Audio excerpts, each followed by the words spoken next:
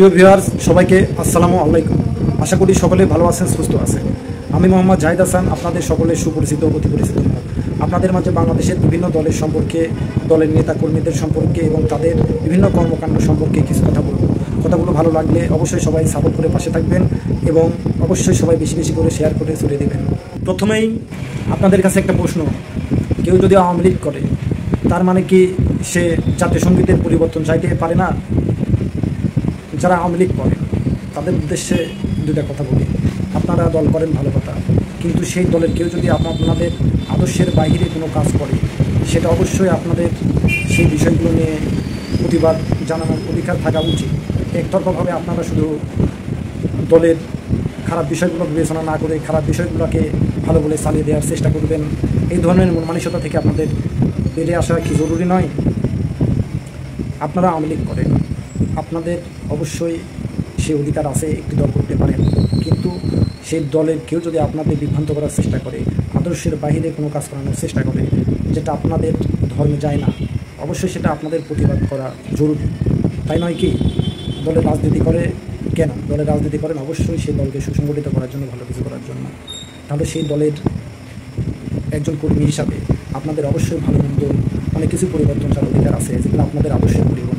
আপনারা একটি পরিবারকে এবং একটি পরিবারের একটি ব্যক্তিকে আপনারা প্রভুর মতো মানবেন, এটা কি হতে পারে? আপনারাই বলেন।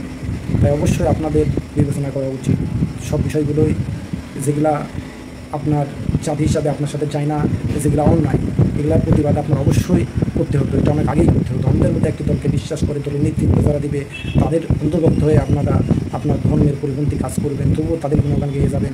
এটা আপনাদের কি সাজে? আপনারাই বলুন। অবশ্যই আপনি যে দলই করুন না কেন, সেই দলের ভালো মন্দ বিষয়গুলো নিয়ে আপনার সমালোচনা করার অধিকার থাকতে হবে। সে অধিকার যদি আপনার না থাকে, তবে আপনার সেই দল করে কি কোনো লাভ আছে? কেউ অন্ধের মতো আপনাদের ভুল বুঝিয়ে যাচ্ছে, সেগুলো আপনারা অন্ধের মতো প্রচার করে যাচ্ছেন এবং অন্ধের মতো বিশ্বাস করে যাচ্ছেন, সমালোচনা করতে পারছেন না। অবশ্যই যে দলেরই আপনি কর্মী হন না কেন, এই বিষয়গুলো আপনার জন্য শুভকর নয়। তাই আপনি যে দলেই হন না কেন, আপনার নিজের দলের প্রত্যেকটা অন্যায়ের বিষয়ে আপনাকে সচেষ্ট থাকতে হবে। সে যত বড় নেতাই হোক বা নেত্রী হোক, এই বিষয়গুলো আপনাকে বুঝে রাজনীতি করতে হবে, বা আপনি কর্মী হিসাবে একটা দলকে আপনাকে সমর্থন করতে হবে। তবেই সমাজের শান্তি প্রতিষ্ঠিত হবে। তাছাড়া সমাজের শান্তি প্রতিষ্ঠিত করা সম্ভব নয়। একটি দলের রাজনীতি করেন, সেই দলের একজন অন্যায় করেই যাচ্ছে, আপনি তার পক্ষে সবাই গিয়েই যাচ্ছেন। এভাবে কি সমাজ পরিবর্তন হবে? কখনোই না। তাই আপনারা সবাই এই বিষয়গুলো একটু ভেবে দেখবেন।